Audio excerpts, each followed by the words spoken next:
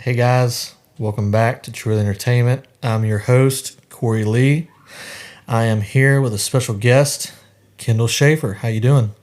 Better than I deserve, brother. Yeah? Appreciate you having me. Yeah, well, hey, we woke up this morning, right? That's right. Could be a lot worse. Yeah. So Kendall is a musician, artist, singer, and songwriter. Right. I'm glad to have you. Thank you for coming on. Not a problem, man. Looking Appreciate forward it. to it. Yeah, absolutely. Well, on today's episode, who is Kendall Shaffer? Kendall, would you tell the audience a little bit about yourself? Yeah. Well, first and foremost, I'm a son of God. I'm a father. I'm a husband. And then the rest of the stuff with the music is second nature. That's right. I grew up in Prairieville, Louisiana. There's no prairies in Prairieville anymore. But I grew up from a blue-collar family. Everybody in my family worked in the plant and worked construction and did something of that nature. Mm-hmm. So that was always instilled in me. So when I got out of school, that's what I did. Yeah. And, still chasing the music career and everything. But when COVID hit and everything came to a halt, I got laid off from the plant. And I did some praying, and I asked the Lord to never let me be in a plant ever again. And I've been chasing music, man. There you go. Hey, look, when sometimes you got something on your heart, you just got to do it. You have to. Absolutely. I really do believe that. And that's kind of how this podcast got started, you know. I just had an itch that unless you understand what that itch is and you've, had something that you just wanted to do that you cannot not do it, you won't understand. Absolutely. You got to do it. And I feel like in those chances in life, I feel like you only got about maybe two, three in life, and you have to go for it. No, got to get after it, man. Especially if God puts it on your heart. Yeah. You can't ignore. No, not at all. Not at all. So Kendall, it says that Keith Whitley and George Jones you're a student of these great country music artists. What is your favorite song by George Jones? It's a song called Wooden Wire, and it never really hit the surface or did anything. It was just an album cut. I want to say when he put this album out, he got dropped from the label. They had some disagreements and stuff, so it didn't come out until way later than what the release date was. But it just talks about being in the music industry and love playing music, and it describes playing a guitar in certain ways that you don't just say, I'm playing my guitar. Yeah. It's really poetic, and it makes you think. That's the kind of music I like. Yeah. I like, Ronnie Van Zant from Leonard Skinner. He made you think about everything he said. And I really don't know who wrote this song, but George Jones sang the hell out of it, and he convinced me whenever I listened to it. I said, man, that might be on the top of the list right there. Yeah. Ain't nothing better than a good storytelling song. And boy, do you have quite a few of them, huh? I do. I've got quite a few stories, man. Oh, man. How Good Love Feels, that guitar in that song and that storytelling, oh, that is just cake, icing on the cake, man. That is like, that guitar is top tier. And didn't you say that was your buddy? Yeah, a good buddy of mine, Bobby Henderson, and legend in music, period. He played for Jimmy Swaggart for like 30-something years, man. And when they did the Urban Cowboy soundtrack, he played on several of those songs. And one day he was just around the corner, and he popped in the studio where I was recording, and he was like, "Man, let me play on that." What are the odds of that happening? It's funny you say that, because that was the first record that I ever put out, and I cringe every time I listen to that, because it's been, I think it was 2018 when I put that record out. So we're looking at 2025 now. I've been around a little while longer Yeah. and progressed and became a better singer and a performer and a songwriter. I feel, Yeah. I've honed my craft a little bit better. But it's always good to sit back and listen and dissect stuff Mhm. like that. So I appreciate you saying that, man. Yeah. Yeah. I found that song extremely storytelling. And I think that is such a lost thing in country music, really in any music right now. It's just a lot of artists are just missing that really storytelling, like tell you a story and feel like the listener is like in living through that experience that you're telling. Right. I think music got really commercial at one point, and it's starting to turn back a little Hmm. bit. Still there, you know. Yeah. You can go through Walmart and go through the mall and Mm. listen to the commercial stuff and hurry up and get out of there because it sounds pretty bad. Uh-huh. Like elevator music, right? Yeah, I feel like we're getting back to that. But a good buddy of mine wrote that song, How Good Love Feels, Jeffrey Allen Emler. I've written most of my catalog Hmm. that I have out on digital platforms or wherever you get music. Me and him have written most of my stuff that I have. A few of the things I've written by myself, but Yeah. he's he's my Dean Dillon, man. Yeah, come on. That's awesome. That's awesome. How long have you been knowing him? Uh, let's see. I met him. I used to play at a place called the Junction 44 in Gonzales. Hmm. It was off Burnside, little bitty hole in the wall bar. I played there every Friday. I was still in high school too, Yeah. and they gave me a chance to start my music career over there. I learned how to play in front of a crowd. Yeah. I didn't learn how to sing yet because I look at videos nowadays and I'm like, golly, man. You gotta Thank start God. from somewhere, huh? Yeah, I think they were paying me $100, which was too much because I didn't deserve that. But I met Jeff after one of those shows Yeah. one night, and he lived in the same neighborhood as me, and we kicked it off ever since, man. He's my one of my biggest supporters, and we still write songs to this day, man. It blows my mind how we can just put something together and look back at it and say, man, I wish George Strait or somebody would cut that. Absolutely. Absolutely. So Kendall describes his music as honest. He's had 6 charted singles on the Texas charts, including the number one song, Rolling Stone.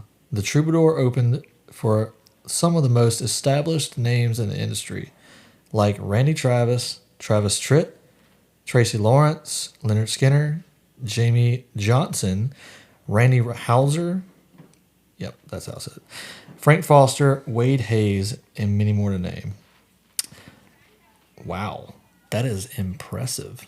Were you nervous for any of them? I get nervous pretty much every show. Yeah. When I started playing bigger shows, that's when that came. But playing out in front of a honky tonk, in front of a bunch of drunks and stuff, you just get drunk with them and you don't care. Just send it, huh?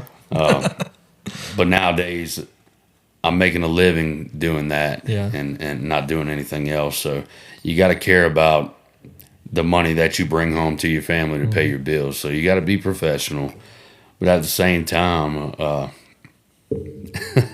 it's the greatest job in the world, man. It really is.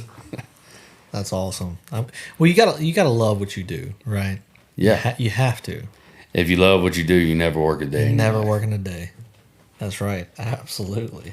Absolutely. I love that. I love that. So what got you into music at the start? Well, I really don't have a cool story to say about that. It's the same story that everybody else says in country music or music in general. My dad taught me the 3 foundational chords, G, C, and D, and the rest is history. Yeah. It took me a little while to learn how to play and sing, Hmm. but once I did, I think the first gig I ever played, I knew like 10 songs, There you go. and it let me do it, and the rest is history. That's awesome. truly believe God's got a plan, and that's yours. I love it. I do too, man. Especially, I've got some spiritual songs in my catalog too, not just beer drinking songs. Mm-hmm. I told myself at the beginning of this year I'm gonna start singing about stuff that matters more. You know, Mm-hmm. we can all sing about having a good time and Yeah. you know drinking the night away. That's always fun, but I got a family now, and I got 2 kids. I'm married, and I want to sing about stuff that matters, stuff like that. And Mm-hmm. my favorite songs are ballads, stuff that tears your heart away and makes Yeah. you cry and stuff like that. So I want to start diving deep into Makes you stuff. feel good. Yeah, Yeah. It's like a very personal connection. I feel like a listener would have. Yeah. yeah. That's why I love Keith Whitley so much, man. If you listen to his backstory and how passionate he was about country music, but he lived everything that he sang about, and that's something that I feel like I need to do. Even if I don't write a song, if I'm singing an outside song that somebody else wrote and I can relate to it, I'm gonna Yeah. sing it. I'm not gonna sit here and be songwriter of the year. Yeah. That'd be nice one day, but that's not what I'm chasing. Yeah. I love to wake up each morning and each night sing and play country music. Hey, that's your thing, man. I love that. I love that. I love that. What is your most memorable experience so far in your career? It was a few years ago. There's this deal we play every year in Denham Springs. It's called the Cajun Country Jam, and they have some of the best acts around the world in country music come play this thing. And this particular year, they had Randy Travis come down, and they inducted him into the Country Music Hall of Fame. The Louisiana Music Hall of Fame. Yeah. And so we were a part of that. Randy can't sing anymore. He can barely speak. He's starting to get better. But James Dupre I think he's from Lafayette, Louisiana. He is the voice of Randy Travis now. And he travels around the world with his old band. And he sings Randy Travis songs. So we got the opportunity, me and my band, to sit back and play Randy Travis songs with James. And Randy Travis was side stage the whole time. And that's something I'll never forget, man. It tops everything I've ever done. I've traveled through Texas and all throughout the United States and played some great shows. But it made it even more special because it was in my hometown. Oh, absolutely, dude. Absolutely. I can only imagine how you were feeling. Yeah, and I really didn't even get starstruck. I felt like I needed to be in that moment right there. I felt like me and Randy were buddies for all these years because I just wore his records out. I felt like I knew who he How was freaking cool. the whole time. I definitely would be starstruck. For sure. Starstruck. It was so awesome, man. That was the highlight of my career. Hell yeah. Or, something might be on the horizon. Never know. I believe so, man. I'm nowhere near done for sure. I'm not new. I've been doing this for 15 years, but I am up and coming. I'm still paying dues. I still play around my house to pay the light bill. I still have to go play in smoky bars and stuff, and which I still love to do. I don't knock that at all. But I'm extremely blessed to wake up each day and to do what I love. That's the American dream right there. Yeah.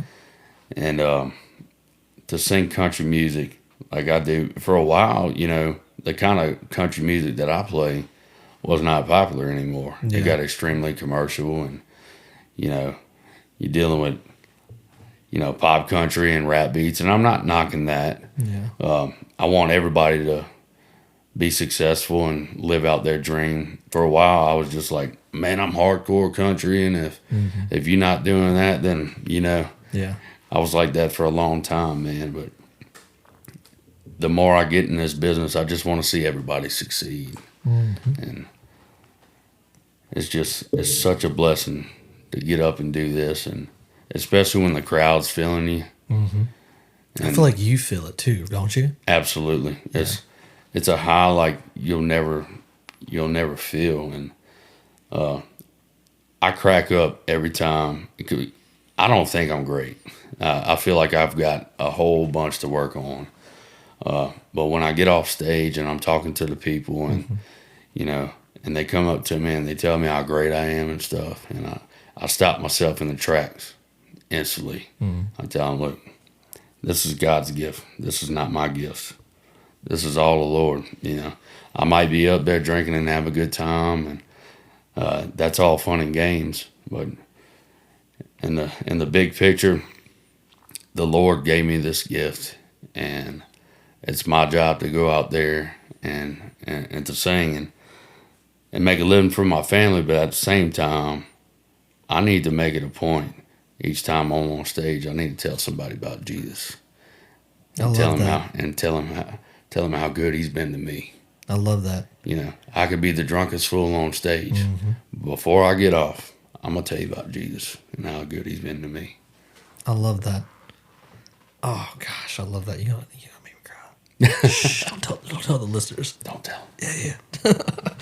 So if you had to sing the national anthem for a sport, which sport would it be and why? It'd have to be football. I've always played football my whole life, right up until my junior year of high school. And then I started slipping, all my grades started slipping, and I had to reboot. But I love college football, not so much into the NFL with all the politics and everything, but it'd have to be football for sure. And the Tigers, right? Because there's only one right answer. Yeah, absolutely. We bleed purple and gold around here. But Yeah, that's right. Absolutely. Absolutely, man. So when you're not guitaring, singing, what are you doing for fun? Hanging with my family most of the time. If I'm not on the stage, I really miss them while I'm on the stage. So I make it a point to be around them as much as possible.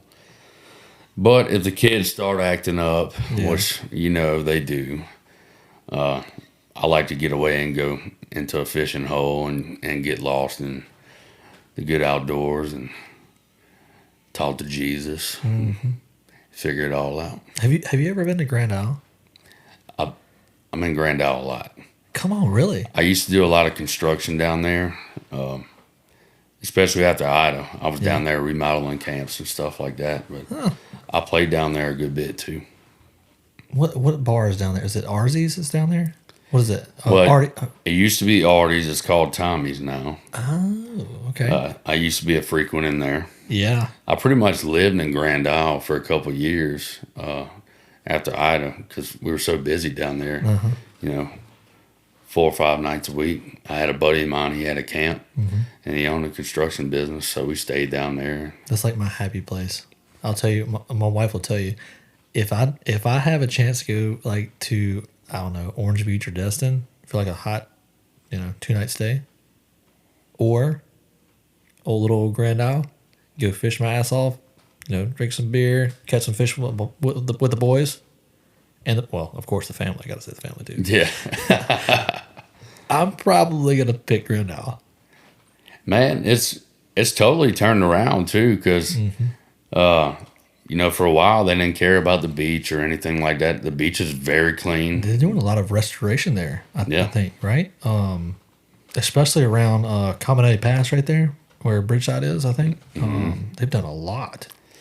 Somebody, I was at an event yesterday, and the guy he worked for the Coast Guard, I think, and he was telling us about the tarpon rodeo back in the day and stuff, and I was like, oh, I know all about it. But they flipped that around too. It's more family oriented, and that's for the best too, man. So I've been to 3. 2, the first 2 were not family. Yeah. The third You can one get was in, you can get extremely into some family. stuff Yeah, over there. yeah, Yeah. yeah. The third one was extremely family oriented, and I think that's probably the right way, the right move. It should be. Honestly, the kids get excited. You go fishing. It's just it should be like that. I Yeah. think. I agree with you. Definitely think so. So, how long did it take you to learn the guitar? Well, my mom put me in lessons when I was 7, and my attention span was not very great. Obviously, most 7-year-olds, they're off in their own little world. So I wasn't really interested. And then when I was about 12 to 13, I got really into this big, Leonard Skinner Allman Brothers kick.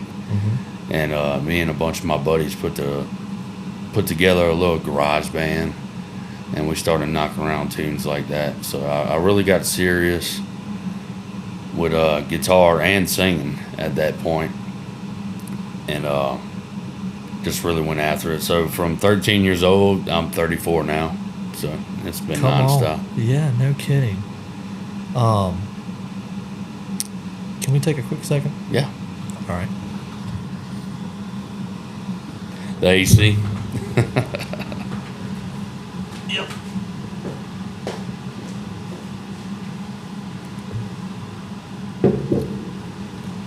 Hopefully it's not going to get too hot, but I'm going to try and turn it off a little bit. Well, if it didn't, It's actually doing. yeah, if it didn't mess with you, we got some good stuff going. Yeah, this one's good. I appreciate it. Thank you. Yeah. All right, and I'm gonna say, all right, and we're back, and we'll just pick up, and I'll snip that. All right. Ready? All right, and we're back. Sorry about that, guys. All right. All right. What were we saying? I forgot. I forgot to. All right. Was it? Oh, how long have I been playing the guitar? Yes. Yeah. From 13, right? That's where you're at. Yes. 13. Yes. I started getting serious when I was about 13. I put a little band together and started knocking around Skinner tunes and Allman Brothers. And from 13 till now, 34 years old. I don't even want to do the math. I can't do the math right now. I mean, you got a calculator, we can figure it out. But it's been a while. Interesting. It's been a while. Interesting. I think I can play, I forget the chords, like 2. And I'll try to learn is it tabs? Is that like a term? Tab, Yeah. T-A-B-S? There's tabs you can look up on the internet and figure it out. Yeah, I learned like a little bit of Simple Man because that's like one of my favorite songs. Yeah. And I wish I still knew how to play, but I could play the little chorus part where it's like whatever that. That's it. Yeah, I could do that, but not now. I wish that I still kept up with it. And I can do a little kumbaya. You'd be surprised. Come on, man. Yeah. Ain't It's nothing enough. wrong with that. It's definitely enough. A little bit of a tune. Somebody can just start singing something. Whether it's talking about a tree or a fish they cut. Quality.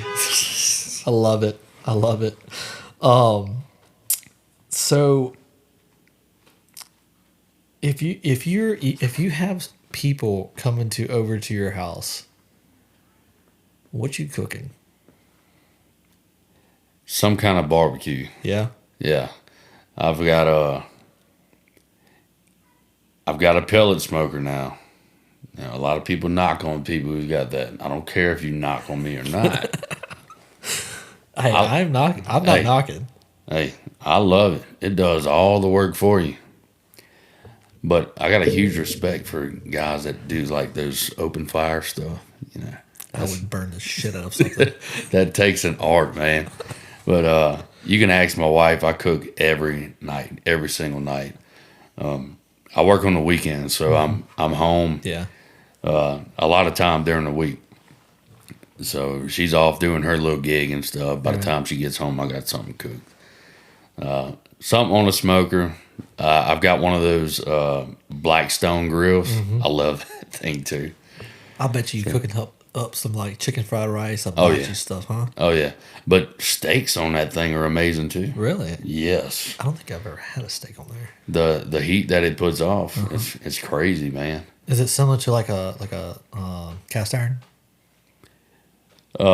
Pretty Like much. as far as like quick, tss, tss. Yeah, it Yeah. heats up pretty quick, man. For all of you guys and girls that are listening, tss, is be flipping Yeah, my that's my artificial steak in my hand. unless you want beef jerky. I mean beef jerky's fine too. Yeah, absolutely. What advice would you give an artist just starting out? Not to get too much in your head, Yeah. because in this business, it's very easy to do.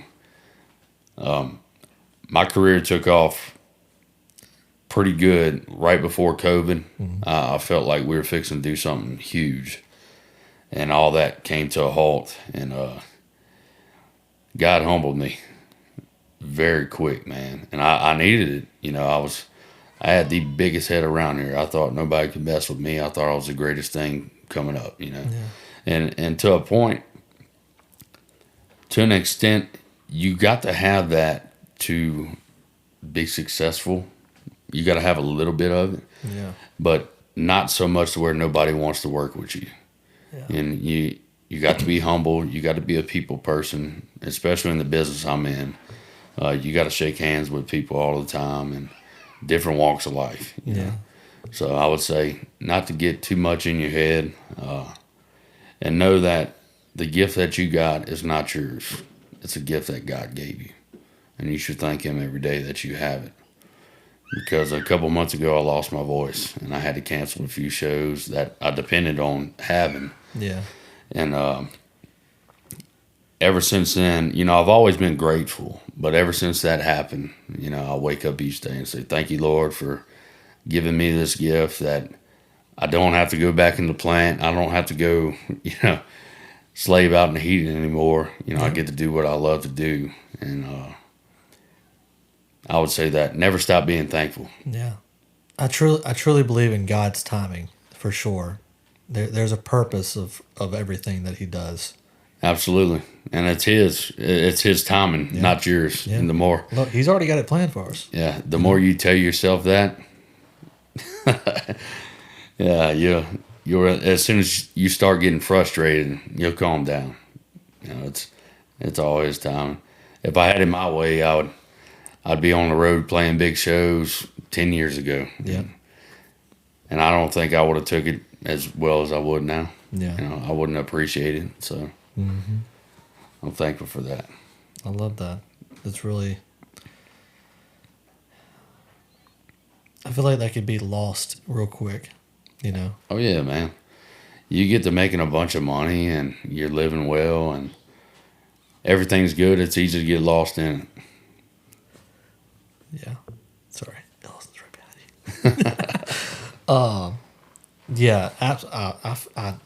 Yeah. Money is the saying. Money is the root of all evil. Yeah. It really is. And it's even more prominent in today's society, for sure. Oh, it does make the world go round, man. And if you don't have it, I know. it will affect you. I know.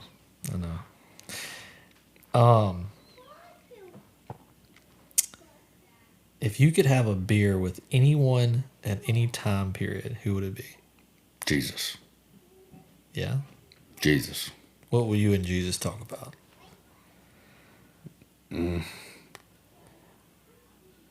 I got so many questions, man. Yeah? I got so many questions. And you're not supposed to question Jesus, Yeah.